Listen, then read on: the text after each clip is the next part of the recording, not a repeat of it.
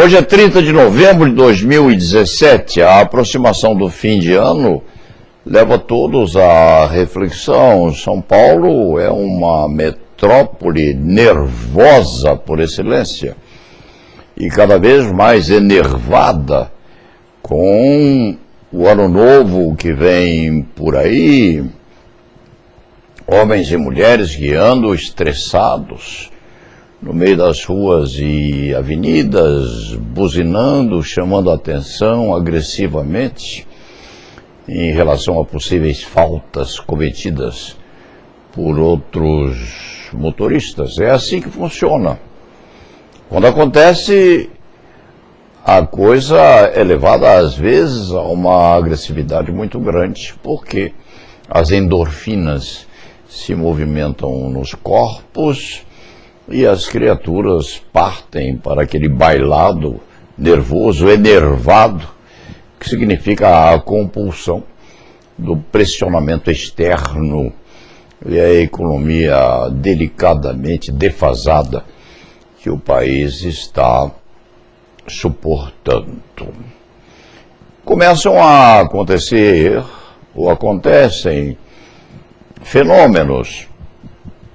O presidente da República é operado, metem-lhe uns artesanais instrumentos nas artérias, ele sai satisfeito do hospital de paletó, terno e gravata e recomeça a sua atividade no Planalto em Brasília. Os problemas brasilianos e brasilienses aumentam. O GAECO do Ministério Público continua trabalhando firmemente, invocando às vezes a proteção divina. Deus está conosco, Deus pode estar com o GAECO sim, embora o Brasil seja um estado laico. Mas os santos anjos protegem Atenas, protegem os gregos, protegem Esparta. Há também deuses protegendo o imperador lá na Coreia do Norte, pronto a atacar os Estados Unidos com os seus foguetes intercontinentais. E Deus está meio perplexo, meio confuso, a não saber quem proteger. Se protege o imperador maluco norte-coreano, e se protege o outro meio deslocado também, que é o Trump, presidente dos Estados Unidos da América do Norte. Dentro desse contexto, vamos andando em direção ao ano que vem. Mas o assunto hoje, 30 de novembro de 2017, é o concurso a provimento de cátedra na Universidade de São Paulo, na tradicionalíssima Faculdade de Direito do Largo de São Francisco. Este antigo flibusteiro da advocacia criminal não teve a honra de estudar e se formar naquela faculdade de ensino e estudo do direito. Formou-se na Vetusta Universidade Católica de Santos, na qual foi professor durante 20 anos, até se cansar, porque o professorado às vezes torna a espinha mais dura e a advocacia criminal fica mais diferente. A advocacia criminal é alguma especialidade muito balouçante, precisa ter um certo jogo de corpo e de repente o professorado endurece. Como pode endurecer, por exemplo, um professor de patologia ou de cirurgia que precisa operar sempre. O professor nem sempre é um operador diuturno e a mão pode endurecer. Daí se deixa a cátedra e se passa a sambar na atividade da advocacia criminal. Dentro desse preceito ou desse preconceito, ou dentro desse pressuposto, Este advogado não deveria falar sobre a Faculdade de Direito do Largo de São Francisco, porque formado lá não foi, mas lhe conhece o subterrâneo, o subsolo, conhece-lhe a história, sabe de que pedaço de bronze ou de que bronzeado foi extraído o casal que se abraça lá na chamada Praça da Liberdade, colocada para que os arautos da libertação do povo brasileiro pudessem falar à frente da Faculdade de Direito, conhece aquilo que havia no subsolo, sim, quando o velho mosteiro estava ali ao lado, e havia uma espécie de cemitério embaixo, que foi negociado, segundo se diz, com o metrô de São Paulo, quando os trens passavam ali perto ou ali por baixo, ou nas cercanias. Foi preciso negociar com os frades que estavam ali ao lado, aliás, naquele mosteiro onde a Faculdade de Direito primeiramente se instalou. Quem sabe muito bem disso aí é Armando Machado, que escreveu a história do Largo de São Francisco em 5 alentados volumes, que o escriba pôde ler aos pouquinhos, mas ali existem todas as turmas formadas na Faculdade de Direito a partir da intromissão daquele instituto no mundo dos vivos. À margem disso, ou paralelamente, o escriba conhece um pouco da história de Júlio Frank, professor lá atrás, adorado pelos alunos, cujo cadáver, cujo defuntado foi, segundo se afirma, enterrado no pátio ou sob o pátio da Faculdade de Direito. Ali, aquele túmulo foi devastado por Getúlio Vargas ao tempo do Estado Novo, atrás dos estatutos daquilo que seria a instituição da bucha. Alguns ainda afirmam que a Burschenschaft ainda existem. É mentira, ainda existe. É mentira, é verdade.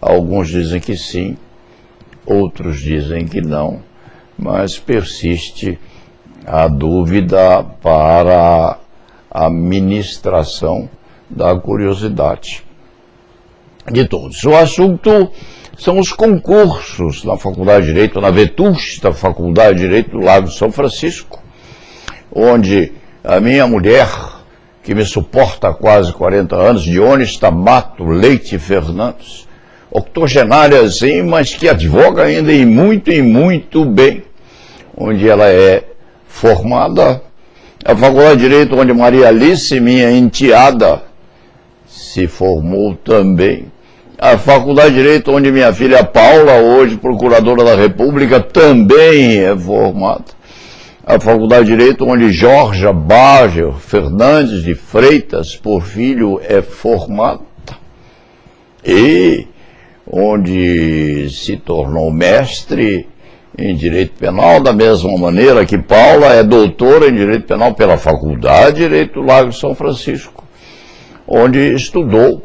Jorge, sim, que foi mestre em Direito Penal pela Faculdade de Direito da Universidade de São Paulo e, de repente, entendeu que ser veterinária atendia muito mais a sua vocação, e hoje cola grau em Medicina Veterinária pela Faculdade de Medicina Veterinária da Universidade de São Paulo, aprendendo a se aperfeiçoar no uso do bisturi na Faculdade de Medicina Veterinária de Lyon, na França, de onde voltou há poucos dias para poder colar grau aqui no Brasil. E, por fim, onde estudou meu filho Gustavo Bayer, ator de teatro. Largou o curso no segundo ano, embora o pai fizesse o possível para que ele continuasse. E hoje é um ator muito competente, muito adestrado na arte da ficção. E de vez em quando aparece aqui nesta televisão fictícia, fazendo ou dizendo as crônicas correspondentes ao ponto final. Então, o público vê, enxerga e reflete sobre o fato de este advogado velho, causídico, especializado em direito penal, no fato deste advogado, embora não formado na Faculdade de Direito do Largo de São Francisco,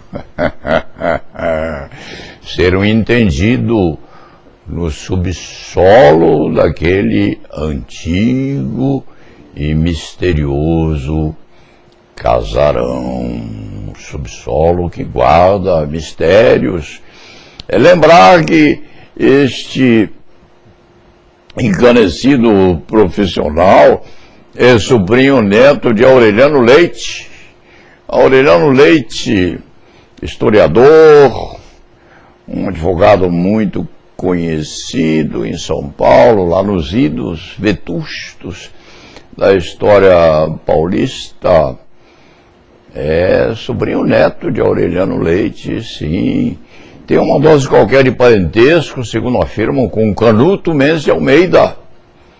A avó deste causídico era Hermínia de Almeida Leite, casada com um primo-irmão.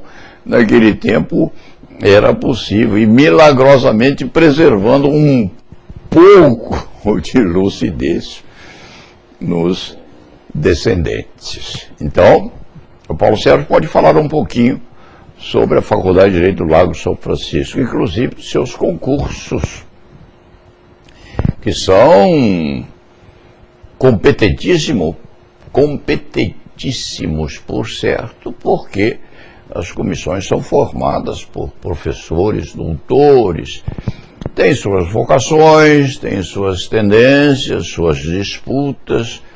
Há aqueles vencedores, há os vencidos, há candidatos que têm o fim de semana todo para estudar e para a aula final, e há outros que precisam estudar para a aula final com poucas horas de antecedência, mas isso depende de sorteio, depende da sorte ou do azar, das escolhas e das opções. Às vezes os resultados ficam décimos de segundos diferentes uns dos outros. Acontece.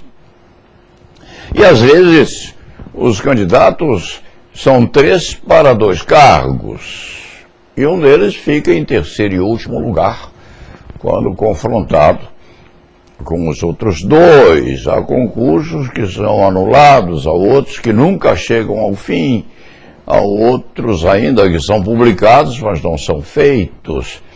Aquilo acontece como acontece em qualquer universidade do mundo, mas acontece na Faculdade de Direito do Largo de São Francisco, onde a nossa colega Janaína Pascoal foi concursada, 2 vagas para 3 candidatos, ela foi a última colocada e resingou, bateu o pé, está a recorrer e a pleitear a invalidação daquele concurso, respondendo à comissão instituída, composta inclusive pelo Secaira, respondendo à comissão que o fato de a doutora ter participado no impeachment e de uma UCEP não traria nenhum engordamento da sua capacitação para a titulação maior ou para que pudesse vencer o concurso. Apareceu nos jornais a notícia de que a doutora Janaína, nossa companheira no Conselho da Ordem, aliás, ela é mais do que nós, porque nós somos membros da Comissão de Prerrogativas e ela parece a conselheira mesmo na Ordem dos Advogados do Brasil, seção de São Paulo, e a doutora Janaína teria sido reprovada. Não, ela não foi reprovada, ela não obteve uma das vagas, é diferente. O fato de este antigo advogado criminal não ser amigo ou ligado à doutora Janaína, aliás, durante o transcorrer do julgamento do impeachment de Dilma Rousseff, este velho caudilho da advocacia criminal não foi muito simpático à tese defendida pela doutora e pelo eminentíssimo Miguel Reale Júnior. O fato de não ter sido muito simpático ao impeachment não significa que não se precise ser justo com a doutora Janaína. Na medida em que ela, Janaína e Miguel Reale Júnior recolheram, sim, uma tarefa dificílima com o nosso companheiro, ex-procurador de Justiça do Estado de São Paulo, que os acolitou e que não pôde levar à final, porque, afinal de contas, ele já era antigo e precisava sobreviver, mas ele apoiou, e apoiou muito, aquela perseguição do impeachment, que já estava, ou no meio do caminho foi resolvido tal impeachment. Porque às vezes, principalmente nos julgamentos de natureza político-ideológica, às vezes as decisões se resolvem por fora, independentemente da proficiência com que José Eduardo Cardoso defendeu a moça. Uma justiça meia-boca, um esforço desmesurado de todos, agindo o cansaço do trio, dois de um lado, um de outro, agindo o cansaço do trio de uma forma a sangrar mesmo a saúde e a energização dos juristas. A moça se comportou lá muito bem, independentemente de não ter obtido o resultado. Este advogado criminal antigo afirmou: eles ganharam, mas não levaram. Ganharam um pedaço e foram vencidos, quiçá, por fora. Mas é assim que funciona nos debates judiciários, nas sustentações, no júri até, no júri acontece muito bem. Houve época lá muito atrás em que este advogado, uma cidade pequena, foi muito superior ao promotor de justiça atuante. Aliás, não era promotor de justiça, era um rábula local que estava no sentido contrário, encostou a parede, venceu nos debates e nos argumentos, e no fim das contas o júri, por 6 votos a 1, exculpou o acusado.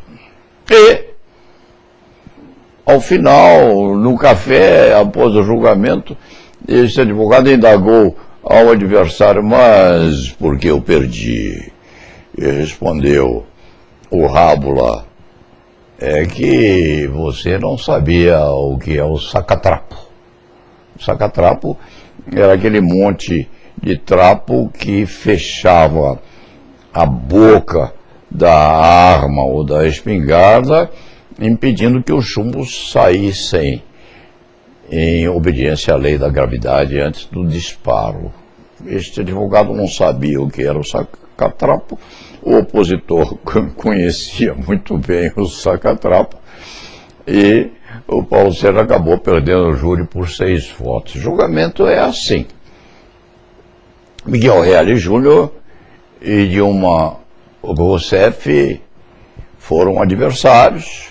Janaína secundou Miguel Reale Júnior e, no fim, ganharam, mas não levaram, porque Dilma continua aí, ilesa, a balançar os quadris, caminhando para o futuro político da nação. As coisas são assim. Evidentemente, este velho flibusteiro da advocacia criminal não assistiu ao concurso, não sabe quem se saiu bem, não sabe se Janaína se portou convenientemente, se os outros candidatos foram melhores ou piores, mas concursos na Universidade de São Paulo ou em qualquer universidade do mundo, os concursos são assim. Aos vencedores, aos perdedores. A doutora Janaína perdeu. O velho Causídigo, que está aqui a encerrar essa manifestação, tem exemplo em família de parente seu que teve a sua dissertação de mestrado não aprovada, não estimada como procedente pela banca. Foi deixada ao vazio essa dissertação de mestrado e mais tarde um jurista de São Paulo, conhecido, aliás, usou um pedaço daquela tese refugada para ilustrar um pedaço de um livro seu. O livro foi publicado e depois foi recolhido discretamente, porque o autor não havia feito remissão à autora da dissertação, mesmo porque a dissertação não havia sido honrada pela banca examinadora. Essas coisas acontecem. Não é para a doutora Janaína ficar aborrecida. Não se sabe se ela foi melhor ou pior do que os outros.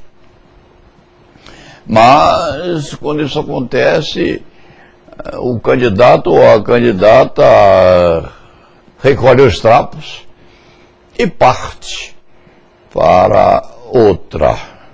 Os recursos lá dentro nunca são providos. Aliás, não se tem notícia de qualquer provimento.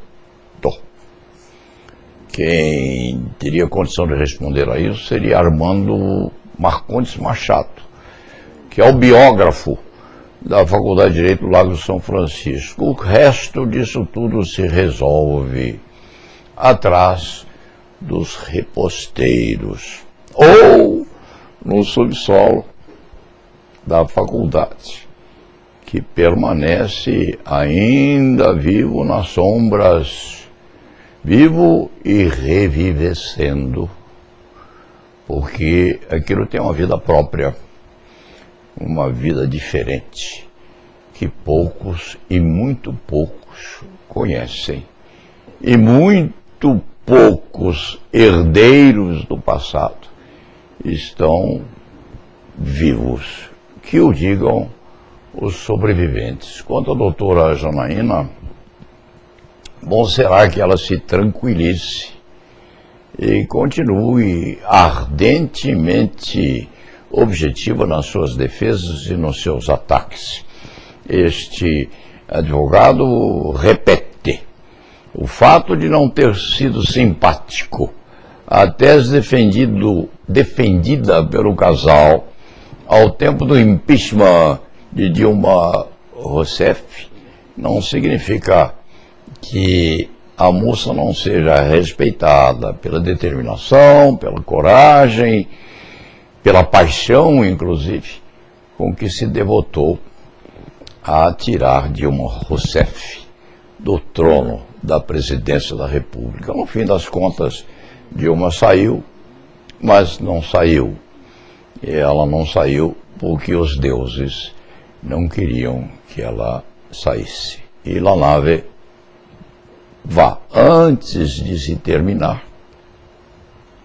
para se ter ideia de que este advogado é realmente ligado à Faculdade de Direito do Largo de São Francisco, o seu neto adotivo, Fábio Camargo,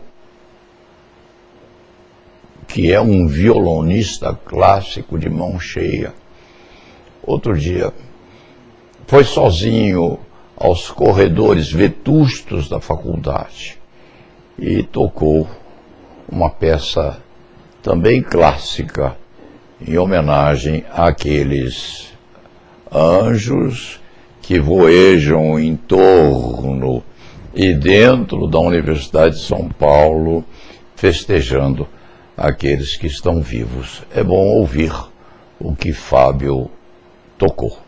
E La Nave va.